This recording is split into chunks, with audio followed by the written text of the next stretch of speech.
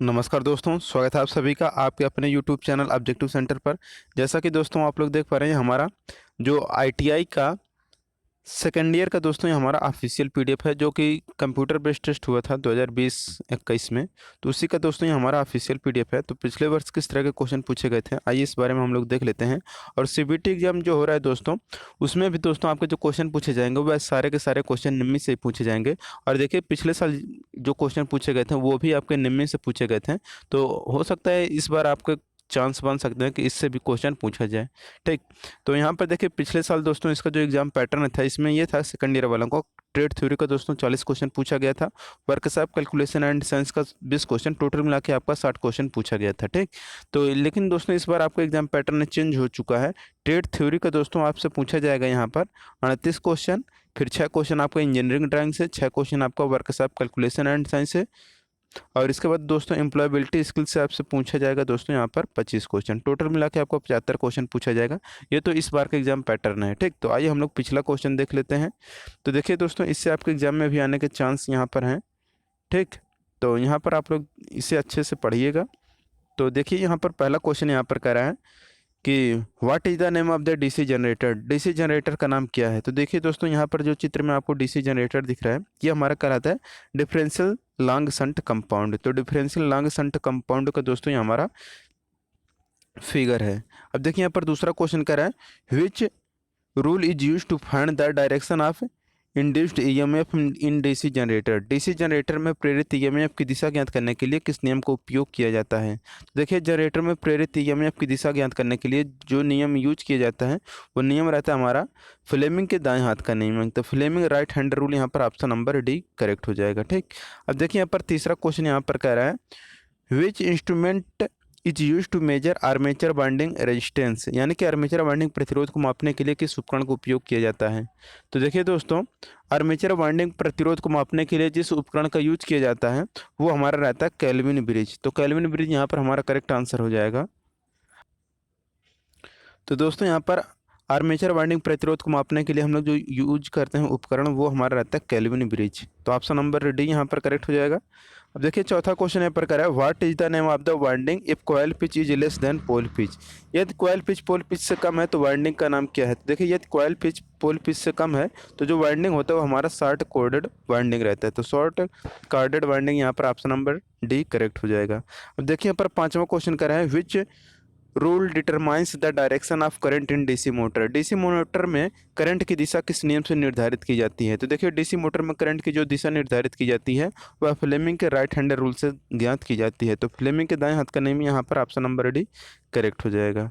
अब देखिए, अगला क्वेश्चन यहाँ पर छठा क्वेश्चन करा है which instrument is use to test armature winding for short and open circuit. Short और ओपन सर्किट के लिए आर्मेचर वाइंडिंग का परीक्षण करने के लिए किस उपकरण का उपयोग किया जाता है? तो इसके लिए किया जाता है दोस्तों आपका एक्सटर्नल ग्राउलर। तो external growler option number C यहाँ पर करेक्ट हो जाएगा। सातवां क्वेश्चन है कि which insulating material belongs to class B insulation. कौन सी कुचालक सामग्री क्लास बी के कुचालक के अंतर्गत आती है? तो ये आता है दोस्तों आपका जो फाइबर ग्लास होता है, ये आपका कुचालक सामग्री श्रेणी बी के कुचालक की है। ठीक, तो ऑप्शन नंबर यहाँ पर आपका सी करेक्ट हो जाएगा। आठवां क्वेश्चन यहाँ पर कह रहे हैं which speed is called as synchronous speed in three phase induction motor. Three phase कला प्रेरण मोटर में किस गति को तुल्यकालिक गति कहा जाता है? तो ये कहा जाता है दोस्तों रोटेटिंग मैग्नेटिक फील्ड स्पीड। तो चुंबकीय क्षेत्र की गति को घुमाते हुए। ठीक, ऑप्शन नंबर सी यहाँ पर करेक्ट हो जाएगा। अब देखिए, यहाँ पर नौवां क्वेश्चन कह रहा है what is the fuse rate to run a 10 HP three phase induction motor at full load. पूर्ण लोड पर 10 HP तीन कला प्रेरण मोटर चलाने हेतु फ्यूज दर क्या होती है? तो इसके लिए फ्यूज दर रहता है दोस्तों आपका 25 एम्पियर का। अब देखिए, अगला क्वेश्चन यहाँ पर कह रहा है 10वां क्वेश्चन कह रहा है what is the electrical degree of 6 pole starter of motor. 6 pole stator motor की विद्युत डिग्री कितनी होती है? तो ये होता है दोस्तों आपका 1080, यानी कि 1080 यहाँ पर आपका करेक्ट हो जाएगा।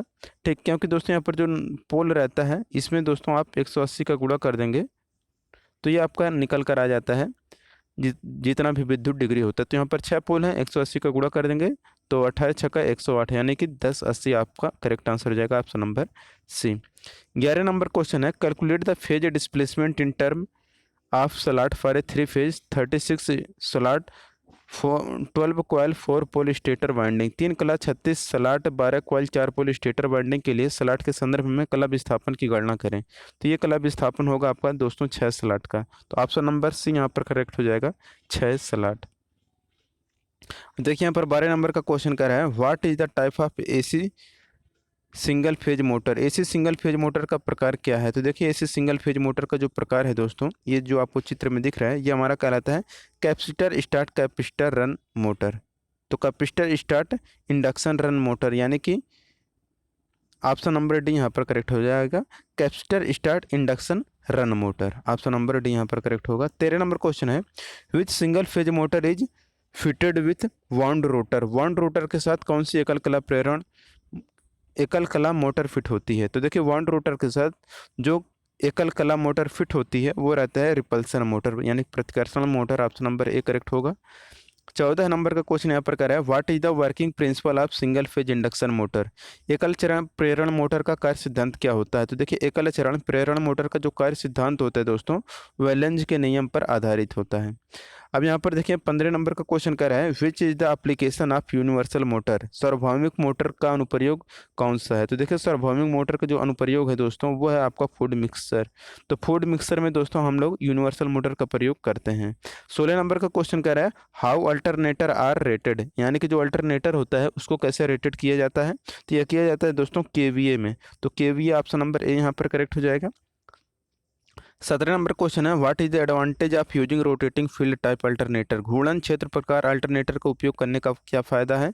जिसका फायदा है दोस्तों कि 2 slip ring only required irrespective of number of phase, यानी कि 2 स्लिप रिंगों की आवश्यकता होती है चाहे फेजों की संख्या कितनी भी हो।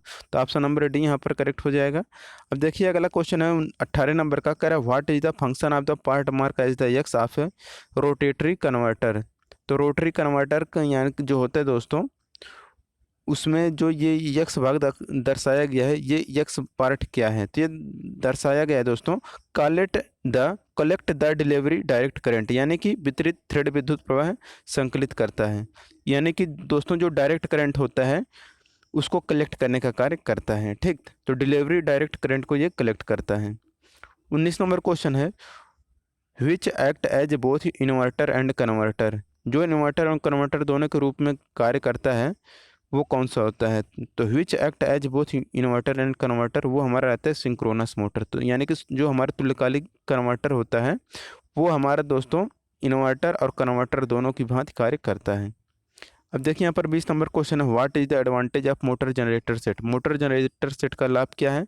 तो मोटर जनरेटर सेट का जो लाभ होता है दोस्तों, वो रहता है कि DC output voltage can be easily controlled.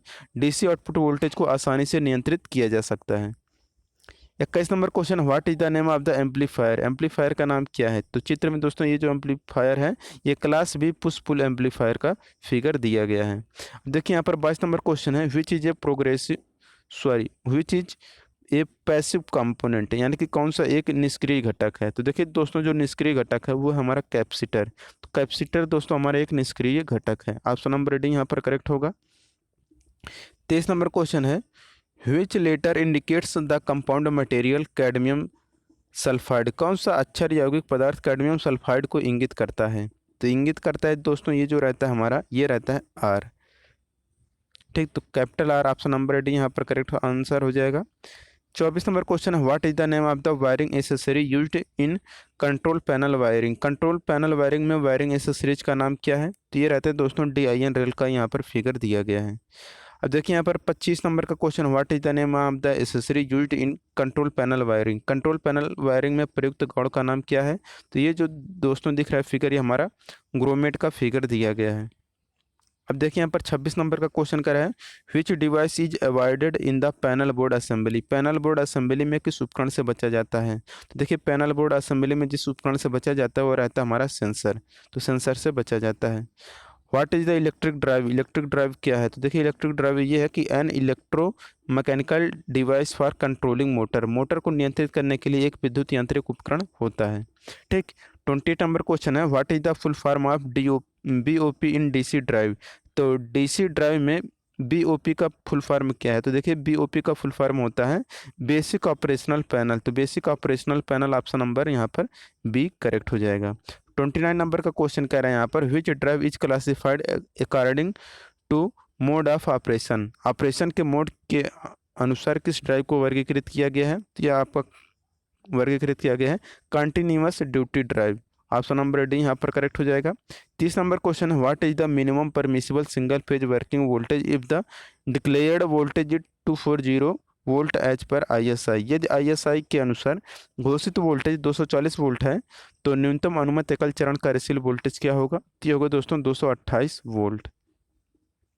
31 number question है, which term refers that the mass of a substance liberated from a electrolyte by 1 coulomb of electricity.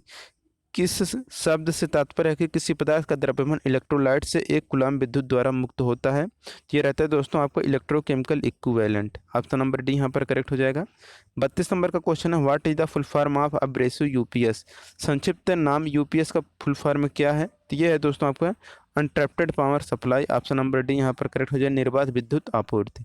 33 number question है, which is the application of automatic stepped voltage stabiliser. स्वचालित stepped voltage stabiliser का अनुप्रयोग कौन सा है? तो यह है दोस्तों आपका टेलीविजन। तो टेलीविजन ऑप्शन नंबर सी यहाँ पर करेक्ट हो जाएगा। 34 नंबर क्वेश्चन है, which is the non conventional energy source. गैर पारंपरिक ऊर्जा स्रोत कौन सा है? तो देखिए गैर पारंपरिक ऊर्जा स्रोत जो है दोस्तों वह है आपका विंड यानी कि हवा है। 35 नंबर क्वेश्चन है, which is the natural source of energy. ऊर्जा का प्राकृतिक स्रोत कौन सा है? तो देखिए ऊर्जा का प्राकृतिक स्रोत सूर्य है। 36 number question, what is the insulation resistance between any two conductor in a medium voltage domestic installation as per IE rule. IE के नियमों के अनुसार मध्यम वोल्टेज घरेलू इंस्टॉलेशन में किन्हीं दो चालकों के बीच इंसुलेशन प्रतिरोध क्या होता है? तो होता है more than 1 mega ohm, 1 mega ohm से अधिक होता है। 37 नंबर क्वेश्चन है, what is the name of line insulator. Line insulator का नाम क्या है? तो देखिए लाइन इंसुलेटर ये जो आपको दिख रहा है दोस्तों ये आपका सस्पेंशन टाइप इंसुलेटर है। ऑप्शन नंबर डी यहाँ पर करेक्ट हो जाएगा। 38 नंबर क्वेश्चन है, what is the reason of keeping binding wire gap too close and very tight to in pin insulator. Binding wire gap को बहुत पास रखने और पिन इंसुलेटर में बहुत टाइट होने का कारण क्या होता है? तो ये होता है दोस्तों अवॉइड स्पार्किंग, स्पार्किंग से बचने के लिए। 39 नंबर क्वेश्चन है, how the rapturing capacity of circuit breaker is rated. Circuit breaker के टूटने की क्षमता का मूल्यांकन कैसे किया जाता है? तो ये किया जाता है मेगावोल्ट एम्पियर में। अब देखिए यहाँ पर 40 number question, what is the name of the circuit breaker. चित्र में ये जो सर्किट ब्रेकर दिख रहा है ये एयर ब्लास्ट सर्किट ब्रेकर का दोस्तों ये फिगर है। तो दोस्तों आप लोग देख सकते हैं पिछले साल जो क्वेश्चन पूछे गए थे सारे के सारे क्वेश्चन निम्मी से पूछे गए थे और इस बार जो सीबीटी होगा उससे उसमें जो क्वेश्चन पूछा जाएगा वो अभी आपका निम्मी के पीडीएफ से पूछा जाएगा। तो आप लोग उस पीडीएफ को डाउनलोड कर लीजिए, ऑफिशियल वेबसाइट से हमने आपको बताया ही है। नहीं देखें तो जाकर डिस्क्रिप्शन बॉक्स में लिंक है, वहाँ से आप अपना देख सकते हैं कैसे डाउनलोड करना है, या फिर दोस्तों आप हमारे टेलीग्राम पर जाकर डाउनलोड कर सकते हैं। ठीक। 41 नंबर क्वेश्चन है, what is the direction of frictional force against A motional object. किसी गतिपरक वस्तु के विरुद्ध घर्षण बल की दिशा क्या होती है? तो ये होता है अपोजिट टू द ऑब्जेक्ट, वस्तु के सामने होती है। 42 number question, which depends on the frictional force. घर्षण बल पर कौन सा निर्भर करता है? तो देखिए घर्षण बल पर जो निर्भर करता है वो रहता है कॉन्टैक्ट सरफेस। तो कॉन्टैक्ट सरफेस पर घर्षण बल निर्भर करता है। 43 number question, which lubrication system is provided with a ring oiler to splash lube oil continuously around the part. कौन सा संयंत्र प्रणाली एक अंगूठी तेल के साथ प्रदान की जाती है के लिए भागों के आसपास लगातार लूप तेल होता है? तो वो रहता है दोस्तों आपका splash feed system. Option number यहाँ पर सी करेक्ट हो जाएगा। अब देखिए दोस्तों यहाँ पर 40 के बाद जो भी क्वेश्चन है आपका वर्कशॉप कैलकुलेशन एंड साइंस का है। ठीक। तो यहाँ पर 44 number question, what is the force required to move a 20 kg object with a coefficient of friction is 0.24। घर्षण 0.24 के घर्षण गुणांक के साथ 20 kg वस्तु को ले जाने के लिए आवश्यक बल क्या होगा? देखिए एफ इक्वल टू होता है आपका म्यू इंटू आर। यहाँ पर म्यू का मान दिया दोस्तों 0.24, आर का मान दिया है यहाँ पर 20, दोनों का गुणा कर लीजिए 4.8 आ जाएगा। Option number A. 45 number question है, what is the name of the point at which all the weight of the body concentrated. उस बिंदु का नाम क्या है जिस पर शरीर के सभी भार केंद्रित होते हैं? तो तो वो रहता है दोस्तों आपका सेंटर ऑफ ग्रेविटी यानी कि गुरुत्वाकर्षण का केंद्र।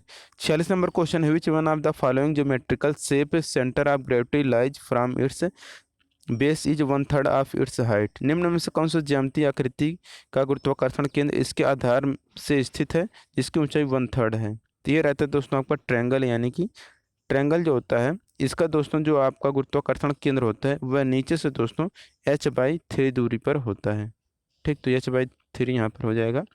47 नंबर क्वेश्चन है, what is the name called biggest chord of the circle. चक्र का सबसे बड़े चाप को क्या कहा जाता है, तो उसे डायमीटर कहा जाता है। ठीक, 48 number question, what is the length of the arc of the sector whose radius is 15 centimetre and the intended angle is 30 degree. उस सेक्टर के चाप की लंबाई क्या है जिसकी त्रिज्या 15 सेंटीमीटर है और अभिप्रेत एंगल 30 डिग्री है। तो ये जो आएगा आपका दोस्तों 7.85 सेंटीमीटर आएगा। 49 number question, what is the value of 1/a⁻m। तो 1/a⁻m इसको जब सॉल्व करेंगे a⁻−m आएगा, ऑप्शन नंबर बी।